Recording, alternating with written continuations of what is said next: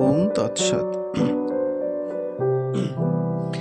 একসময় সনাতন গোস্বামী, জীব গোস্বামী, শ্রীরূপ গোস্বামী, কৃষ্ণদাস গোস্বামী, নিত্যানন্দ গোস্বামী প্রভৃতি পরম ভক্ত ও বৈষ্ণব চূড়ামণি সহজ রূপ প্রাণায়ামের প্রকৃত মর্ম অবগত হয়ে ওই সহজ কর্ম দ্বারা সিদ্ধ হয়েছিলেন। শ্রী শ্রী লাহিড়ী মহাশয় এই শ্লোকের ব্যাখ্যায় বলেছেন, জন্মের সঙ্গে যে কর্ম হইয়াছে অর্থাৎ প্রাণ ক্রিয়া, যা কেবল গুরুবাক্যের দ্বারাই লক্ষ্য হয়, তাহাই সর্বতোভাবে কর্তব্য। তাহা প্রথমে করিতে গেলে ঠিক ঠিক সমুদায় হয় না, অর্থাৎ ভালো রূপে ক্রিয়া করিতে পারে না, কিন্তু তাই বলিয়া ত্যাগ করা উচিত নয়। যেমন আগুন জ্বালিতে গেলে প্রথম চোখে ধোঁয়া লাগিয়া কিঞ্চিত ক্লেশ হয়, পরে রন্ধন করিয়া খাইয়া তৃপ্ত হন। তদ্রূপ আত্মাতে মন রাখা প্রথমে কিঞ্চিত ক্লেশ হয়, পরে তাহা ভুলিয়া বরং অপর্যাপ্ত তৃপ্তি লাভ করে। অতএব বন্ধুগণ, ওঠো, জাগো এবং এগিয়ে চলো, নতুবা ওই দেখো সম্মুখে কাল দণ্ড হস্তে উপস্থিত। কাল শব্দে সময় বোঝায়, সেই কালই আমাদের প্রাণ। ভগবান বলেছেন, কাল ও কলয় তামোহম, আমি কাল, আমি তার সংখ্যা। এই ঘটস্থ কালের সংখ্যা থেকেই আমরা সময় পেয়েছি, নচেত মহাকাল অনন্ত, তার সংখ্যা নেই। এই সংখ্যা থেকে সাংখ্য এবং ইহায় প্রাণ কর্ম, শ্বাসকর্ম বা অজপা সাধন। বহু প্রাণায়াম দ্বারা এবং শ্বাস প্রশ্বাস লক্ষ্য রাখিয়া কুটস্থে সব সময় দৃষ্টি রাখিয়া থাকিবার সাধনার দ্বারা ক্রমশ সমাধি অবস্থা পাওয়া সম্ভব। উল্টা নামের অজপা ক্রিয়া সদ্গুরুর নিকট হইতে জানিয়া সাধনা করিলে ও কুটস্থে জ্যোতিরূপ শ্রী ভগবানের দর্শন পাইয়া তাহাতে তন্ময়ত্ব আসিলে শ্বাসের স্থির ভাবের গতি অনুভব হয়। শ্বাসের সেই স্থির গতিকে অজপা এবং পবন বলা হয়। ওই উল্টা নামের ক্রিয়ারূপ জপ কুটস্থে দৃষ্টি রাখিয়া বিধিপূর্বক করিতে করিতে ভাগ্যবান সাধক শূন্য মণ্ডলে মনকে লয় করিতে সমর্থ হন। সদ্গুরু যে উল্টা নামের অজপা ক্রিয়া দেখাইয়া দেন, তাহা চক্রপথে মনোনিবেশ করিয়া সাধনা করিতে করিতে মনের ঊর্ধ্বগতিতে ওই ক্রিয়ার পরাবস্থায় আমি আমার বোধরূপ অহংকার লুপ্ত হইয়া চঞ্চল মন ভগবানে লীন হইয়া সকল অবলম্বনহীন হইয়া গগন গুহায় মিশিয়া যাওয়াকে শূন্য মণ্ডলে অবস্থান করা বলা হয়, মানে কুটস্থ অবস্থান। শরীরে কার্য যেভাবে হইতেছে তাহার সব বিষয়ের উল্টা না করিতে পারিলে প্রকৃত ধ্বনি রূপ বোল বাহির হইবে না। শরীর মধ্যস্থ বায়ুরূপী তার বর্তমানে যেভাবে চলিতেছে তাহার উল্টো না করিতে পারিলে প্রকৃত ধ্বনি রূপে বোল ও তাহা হইতে ব্রহ্মবিদ্যা প্রকাশ হইবে না।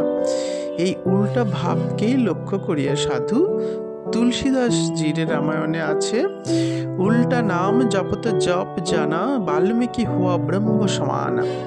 বাল্মীকিও উল্টা করিয়া লইয়া নাম জপ করিয়া ব্রহ্মবিদ্যা প্রাপ্ত হইয়াছিলেন। রাম নামের উল্টা করিয়া যে তাহার ব্রহ্মজ্ঞান হইয়াছিল তাহা নয়, কারণ রাম শব্দ উপাধি মাত্র, উহা রাম নহে। আদ্যা প্রকৃতির রমার সহিত যিনি রমণ করিতেছেন তিনি একমাত্র রাম, অর্থাৎ পুরুষ প্রধান স্থির প্রাণ রূপ আত্মারাম। ইহার উল্টো করিলেই ব্রহ্মবিদ্যা সকলেরই লাভ হয়, সোজায় লাভ হয় না। গীতোক্ত সহজ কর্মযোগই হচ্ছে ক্রিয়াযোগ। সহজ কর্ম অর্থাৎ যা জন্মের সঙ্গে সঙ্গে পাওয়া যায়, শ্বাস প্রশ্বাসই জন্মের সাথে সাথেই পাওয়া যায়। এই কর্মের ভার পাবার জন্য কোনো রকম চেষ্টা বা কষ্ট পেতে হয় না। এই শ্বাস প্রশ্বাস রূপ কর্মই হচ্ছে সহজ কর্ম, সহজ প্রাণ কর্ম, আত্মকর্ম বা নিষ্কাম কর্ম। এত সহজ কর্মটি যদি অনিয়মিত হয় তাহলে মানব শরীর দোষযুক্ত হয়। তাই এই শ্বাস প্রশ্বাসের দিকে যাতে সব সময় নজর থাকে তারই চেষ্টা করা উচিত। এই জন্যেই মীরাবাই বলেছেন, মেরে জন্ম মরণ কে সাথী তুহে না বিসরম দিন রাতি, অর্থাৎ জন্ম থেকে মৃত্যু পর্যন্ত সাথী, যে শ্বাস প্রশ্বাস তাকে যেন না ভুলি। এই না ভোলার কৌশলই ক্রিয়াযোগ। শ্রী ভগবান বলিয়াছেন, যজ্ঞানং জপ যজ্ঞে হস্ম, অর্থাৎ যজ্ঞ সকলের মধ্যে আমি অজপারু। জপ যজ্ঞ হোম সম্বন্ধে বলিয়াছেন, প্রাণকে ব্রহ্মাগ্নিতে হোম করাকে হোম কর্ম বলা হয়, অর্থাৎ অজপা ক্রিয়া দ্বারা প্রাণকে ব্রহ্মে লয় করিতে হইবে। যে যজ্ঞের কথা ব্রাহ্মণের মুখে জানতে পারা যায়, ইহা শাস্ত্রপাঠে জানা যায় না, সেজন্য স্পষ্ট করিয়া বলেছেন ব্রাহ্মণ মুখে। ব্রাহ্মণ কুলে জন্মালেই ব্রাহ্মণ হয় না। জন্মনা জায়তে শূদ্র সংস্কারাৎ দ্বিজোচ্যতে। সুতরাং সংস্কার না হওয়া পর্যন্ত ব্রাহ্মণ সন্তানও শূদ্র। লৌকিক মন্ত্র পাঠাদি দ্বারা ও মস্তক মুন্ডন করিয়ে সূত্র ধারণ করলেই ব্রাহ্মণ হয় না।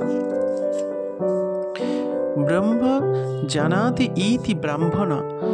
গীতোক্ত সহজ সাধন দ্বারা ব্রহ্মের উপলব্ধি না হইলে ব্রাহ্মণ হয় না, অর্থাৎ ক্রিয়া করতে করতে ক্রিয়ার পরাবস্থায় থাকতে পারলে তবে ব্রাহ্মণ হওয়া যায়।